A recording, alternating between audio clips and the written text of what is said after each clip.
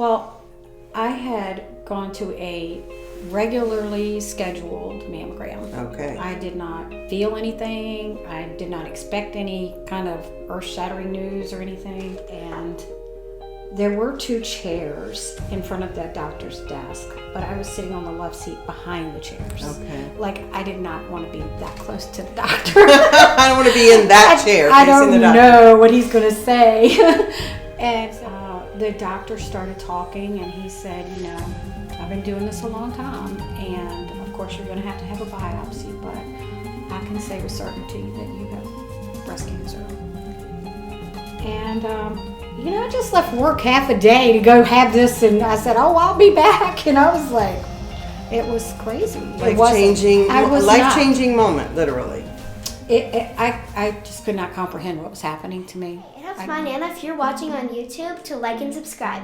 If you are listening on the podcast, please like and follow. We would love for you to do that now to help our channel grow and become a blessing to others. I have here with me today my friend, Angie Clark-Matee. And I'm thankful for her giving some of her time to talk with us about the grief and also the hope that comes after an illness that is life-changing. In her case, she's had cancer, and not only one time, but 2 times. And she's been through a variety of treatments and things that we're just, I'll let her tell all of that, but I'm thankful for her talking to me today about unpacking all that goes with a cancer diagnosis. So Angie, first of all, with the first cancer, when were you first diagnosed with cancer? And I was diagnosed in February of 2012. Okay. And what would you tell us about that circumstance? Like how did it come about? How did you find out? Well, I had gone to a regularly scheduled mammogram. Okay. I did not feel anything. I did not expect any kind of earth-shattering news or anything. But, they took the pictures that they do, and then they asked me if I would go and if I had time to have an ultrasound, and I did. Then I went back in the little room and waited, and they said, do you have anybody with you? Oh. And I was like, that does not sound good. No. And they told me I could get dressed, and the lady waited outside the door, and then when I opened the door, she was standing there, and she said, I'm going to take you down to Dr. so-and-so's office, and actually he was still there the second time. So she said, I'm going to take you down here, and I just want you to wait here for a few minutes. And then I never saw her again. A few minutes later, even though it seemed like a long time, it wasn't. A few minutes later, the doctor came in, and a lady came in who was just in regular attire, not like scrubs or anything. She came in, and she had a pink bag, and I was sitting on a love seat, and there were 2 chairs in front of the doctor's desk, but I was sitting on the left seat behind the chairs. Okay. Like, I did not want to be that close to the doctor. I don't want to be in that chair I facing the don't doctor. know what he's going to say. And so I was just sitting there, just kind of like thinking in my head, what is he going to tell me? And that's when the lady came in, and she sat beside me, like about as far apart as we're sitting. And the doctor started talking, and he said, I've been doing this a long time, and of course you're going to have a biopsy, but I can say with certainty that you have breast cancer. I don't know that I've ever heard of someone who knew right then, like just right after the mammogram. He told me, I can tell you with certainty that you have it. He said, but you're going to have a biopsy and blah, blah, blah. And then after that, I didn't hear anything he was saying. I could see his mouth moving, and it was kind of like, Charlie Brown, the teacher. Yes. That's exactly like what it was. And I'm just sitting there looking at him, and I'm thinking, I should be paying attention, but I can't focus. And then the lady scooted over next to me and put her arm around me, and I just kind of like snapped. So I was like, oh, don't touch me. You don't know me. I don't know you. I got to process this, please. And she said, I understand. And she was very nice. And I wasn't trying to be mean to her. Sure, I was just like, what is happening here, And she scooted back over and she put the bag between us. And then that kind of brought me back into reality. And he said, she's going to escort you down the hall to the breast specialist, and they're going to make an appointment for you to have biopsy. And I was like, okay. And, I just left work half a day to go have this, and I said, oh, I'll be back. And I was like, it was crazy. Life-changing moment, literally. I just could not comprehend what was happening to me. I couldn't. And I couldn't tell. I didn't know what to think. I remember driving back and I was like, should I go back to school? Should I go home? Who do I call? What do I do? I didn't know what to do, actually. And I just went back to the school. Did you? And the teacher that I worked with, she said, how did it go? And I said, they think I have cancer. She said, what? Just like, what? So and I was really, it's like you're in shock. That's exactly what I was thinking. I would say you were in shock. Yeah, I was. Yeah. I was like, I said, I'm only 46. How can this be? Yeah. And he said, cancer does not discriminate. He said, against age, race, economic. He said, sex. He said, men get breast cancer. And I did not know that. Yeah, I have heard that. And I was like, what? You're educating me on a whole bunch of stuff, but I don't need to know. I don't want to know it. I didn't want to know. Right. So it was a little shocking. How did you feel when you saw, you mentioned twice that pink bag. So when she came in with that, is that when it hit you that, she has something to do with cancer? That's how. Okay. So we'll say that for that. That's how I, you just kind of know. You know? You knew it, but you were waiting to actually hear it, and hopefully it wasn't. This is an excellent time to tell you that I had the most terrific caregivers at Martha Jefferson Hospital in Charlottesville and the Phillips Cancer Center. Awesome. Everything was, I don't know that you can say having cancer is a pleasant experience. Right. But they made it as easy as possible. That's wonderful. They were wonderful people. And caregivers, they're so important. It's important to recognize them like you just did, and they make or break the situation. Mm-hmm. Because I've talked to some people with other situations where the caregivers, one or more of them, were awful, and it totally changed the experience. So I'm glad yours were, and that you're making note of all that they do. I truly appreciated them. And their job is hard, especially once you're diagnosed with cancer, because they're dealing with that all the time. That's their daily, it's a special job, maybe even a calling. I don't know. So I say on here, how did you feel when you heard those words? But I'm guessing, like at first, it was mainly shock. It was. Okay. It was mainly shock. And once I had the biopsy, and I already, in my mind, by the time I had the biopsy, I knew. Okay. That I did. And I had not, I had talked to a friend about this, but I didn't want to tell anybody until I had the facts. Right. So the doctor that I had, he told me that I would need to have he said it was induct, which was, he said, if somebody has to get cancer, that is the best kind to get. Okay. It's totally doable. All right. You can do this. Okay. And he was so encouraging. Even though in the back of my mind I wonder, you're a man. How do you know this? But he was uplifting. Right. And he said, we're going to do radiation and we're going to do a lumpectomy. Okay. I did have to have 2 lumpectomies because the first time they didn't get a clean margin. Okay. So they did it a second time 1 week later. Oh. And then in May, I started having radiation treatments. Okay.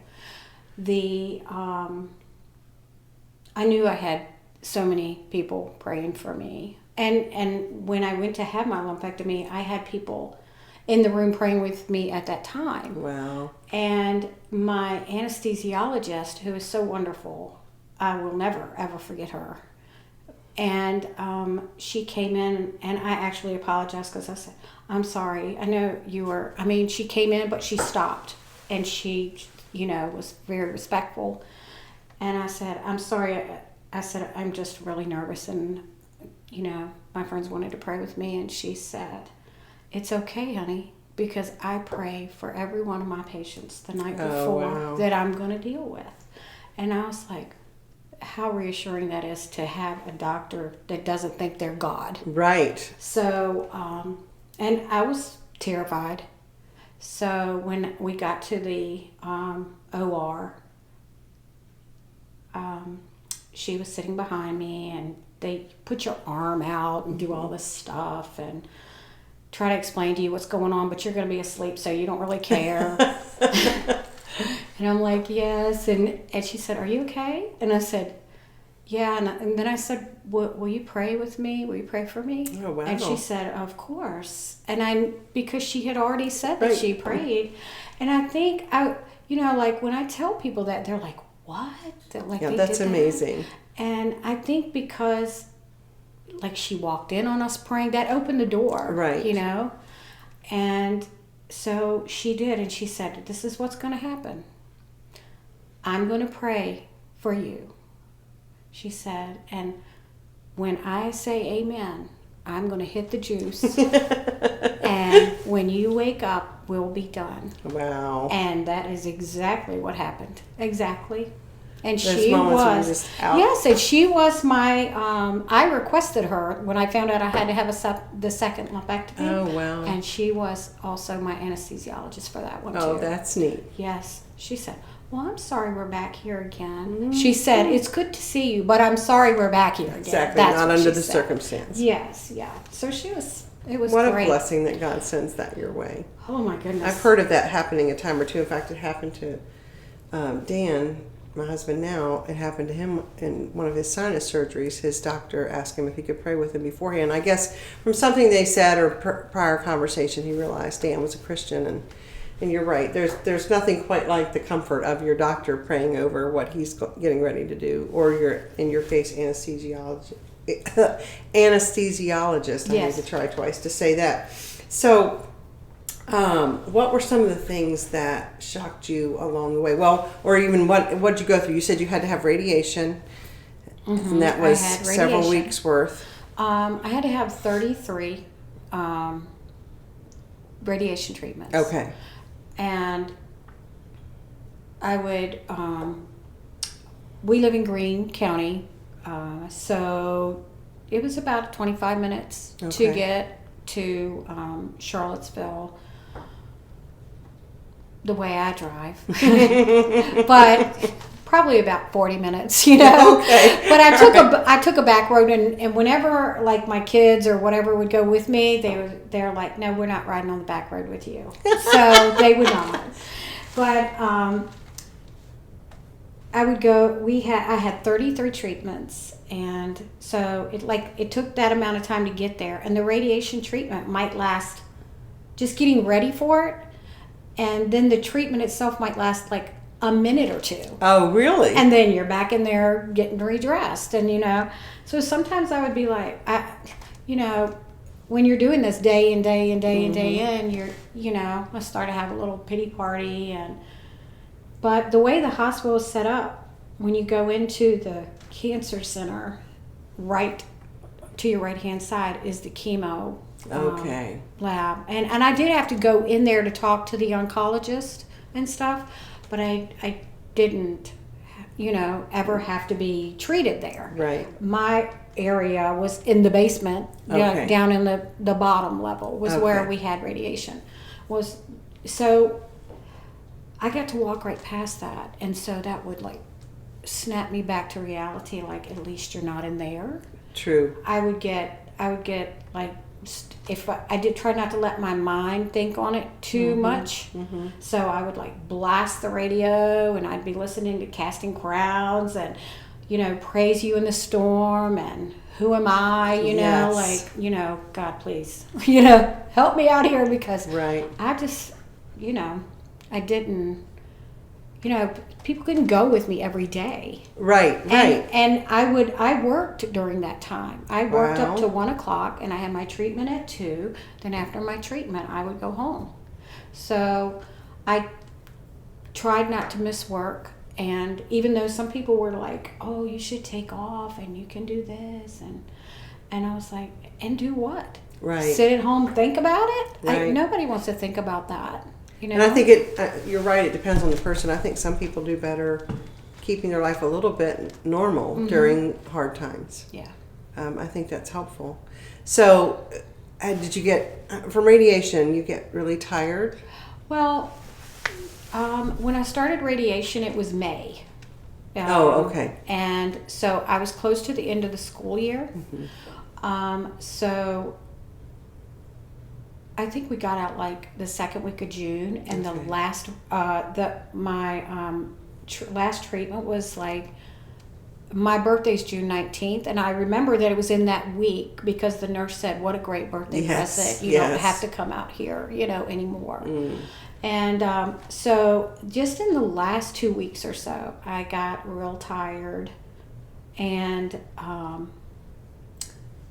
I had like a burn, like under my arm and on my breast. I had a burn, and I would sleep with like my arm propped up on the pillow because, if it touched, then it would kind of like stick. Yes. And that was, uncomfortable. And I remember the last week of school that I was there, I could not wear a bra. I had to, like wear big T-shirts and carry notebooks in front of me and stuff, because I felt bad about being there like that, but I still wanted to be there. Do it. Yeah, I still wanted to be there. Well, that's noble of you to just keep going. I mean, you can tell you had it's some not determination. Noble. No, it's not noble. It's like no. Well, I was like, I don't know. That's not noble. It's stubborn. You have to give yourself some credit, though, that you were, wanting to kind of like have things keep going the best that you could. Yeah, I like you said, you just try to keep it as normal as possible, and I tried to do that. Was there anything on that part of that cancer journey that kind of shocked you along the way, or things you weren't prepared for? Does that make sense? I think what shocked me the most was that I was 46. What shocked me again was that no one in my family had breast cancer. Okay. I mean, we had people die of cancer in our family, but like they smoked and they got lung cancer, and that was a consequence, Sure. like that. But never like somebody just all of a sudden has breast cancer. Okay. So that was like, where's this coming from? Right. I had no idea. And that shocked me. Even though you're shocked anytime you hear the words. But the thing that I was least prepared for is how to tell my family. Okay. I just really had to think on that. I just did not know what to do. I didn't know how to tell anybody. And so at the time, 2 of our kids were still living at home. Oh, okay. And 2 were out on their own and had kids. Okay. And so it was easier to tell the ones that had kids and didn't live at home. Because I didn't, they weren't going to be in the thick of things. Okay. I mean, Krista was living in Alabama, and she was pregnant, and so I did not give any details, It was just like, I'm going to have surgery, I'm going to have radiation, and that's it. Okay. Don't. But my youngest 2 that were living at home, my son was a senior, and they had just experienced a death of a administrator and a teacher at their school. Oh, wow. From breast cancer. And so it very much affected them I would because think so. they had just gone through that and they were like, oh no, and you hear cancer and you think, okay, well now look what's going to happen, you know? Yes. And I remember, you know, when I came home from the surgeries that my daughter, she laid on the floor beside the bed and slept there. So if I needed anything, she could get up and get it for me, even though, I mean, I had my lumpectomy and they sent me right on home, like nothing, you know? Yes, they do send you home quickly today. And it was, I mean, it was okay. But my son was getting ready to go on a missions trip to Costa Rica. Okay. And he did not want to go. I guess after not. that. And I'm like, do you know how many car washes We've gotten bake ready sales for this. we've done? And you need to go. And so he was there when I had my surgery. Okay. And did he get to go on that trip? he did go on that Okay. trip. That was kind of like, you don't have a choice, but Right. or you're getting on the plane. That's sweet, though, that they felt that way towards you. Like, I don't want to leave you, Mom. And then Sarah to lay right there by the bed. That's precious. Well, she was like, I don't want to roll over and hit you, and I don't want to, I'll just be Sure. right here and if you need me. And I'm like getting out of the bed, stepping on her. but still, it was like, well, thank goodness, you know. That's sweet. That's sweet.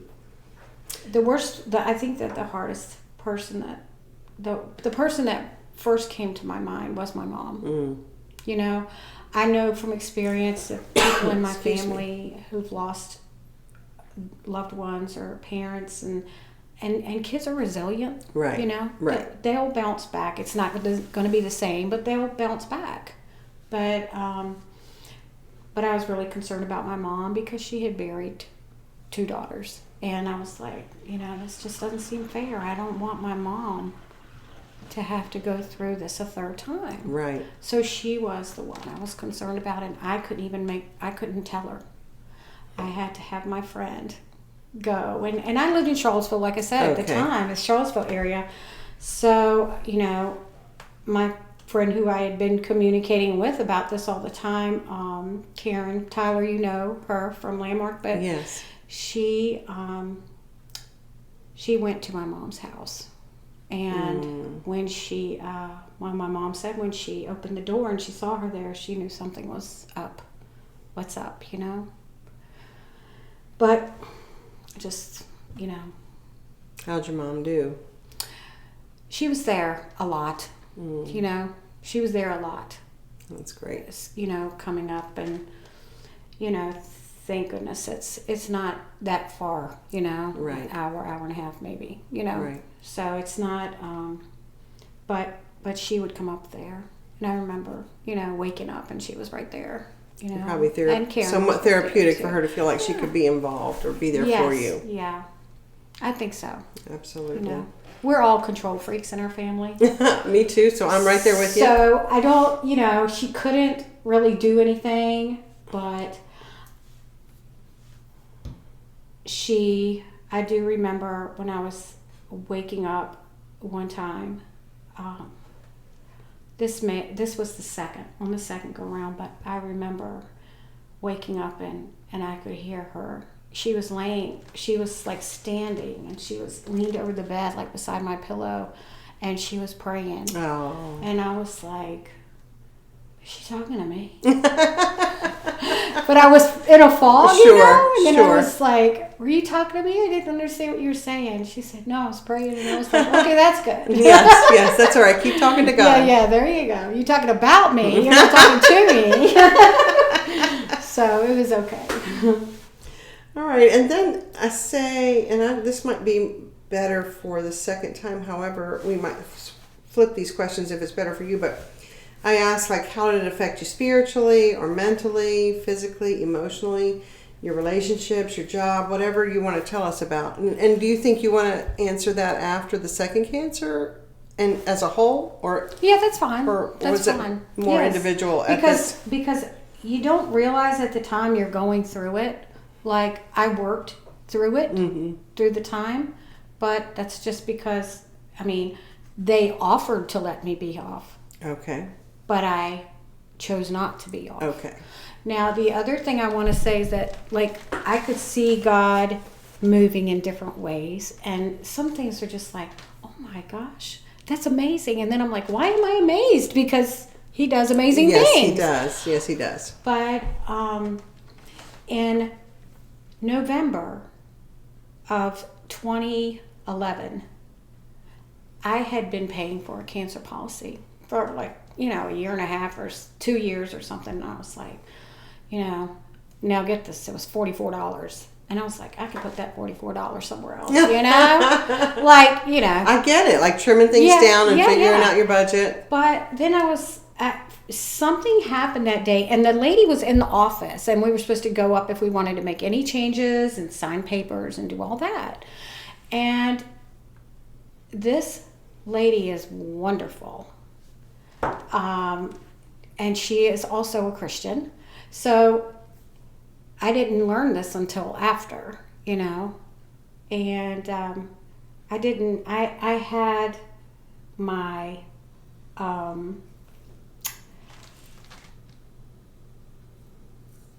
something happened that day, and I didn't get to get up there. And I was like so ticked about that. I was like, oh gosh, now I got to pay $44 for another year. That's $300 something. I'm thinking it in my head. But then after I was diagnosed, I thought to myself, and I don't know why I didn't think about the cancer policy, because I wasn't, because I had a bazillion other things going through my head. Right. But the secretary in the office, she said, you have a cancer policy. Oh, wow. And I was like, oh, yeah, I didn't cancel that. She said, I'll get in touch with her for you. And lo and behold, she did. And that was a great supplement to help out, wasn't it? Oh, my gosh. Because doctor bills are so expensive. Yes. I'm telling you, it was a lot of money. And I understand. I don't know what the answers are, but I can understand how people that do not have insurance would say, I give up. Because I'm never going to be able to pay this back, and I might as well give up now. Wow. But I was too stubborn for that. And I just, that cancer policy really helped. And I know that, God, I was so ticked then, but I can remember after thinking to myself, that was God. That is an amazing story. That he prevented you from going and canceling that. Yes. And I think sometimes we forget that, like all the storms and all the struggles, all the suffering we go through, he knows we're going to go through it. And he's already made a way. He's already prepared what needs to be prepared. Yeah. And that's so amazing that he made sure that didn't happen at that time. It is amazing, because when, like working at the school, and we'll read books, and, the level kids that I was working with, we were reading these Magic Treehouse books, and it's like the same books every year. And, the kids, they're like, oh, I'd say, okay, well, we'll read the next chapter tomorrow or something. And they're like, Miss Matee, what's going to happen? And I'm like, I can't tell you. And I think, that's how God is. Yes. God knows what's going to happen. Yes. Not that I'm equating myself to God. I'm no, just saying I know, that but as an example, I know what happens in the book. I get it. But the kids don't. And they're like so excited, or they get disappointed or something. And then I'm like, no, I can't tell you what's going to happen, because that'll ruin it for you. That's a great example. And then I'm thinking, yeah, that's like, I'm one of them kids. And I did not like it when I was going through it. But then I could see later.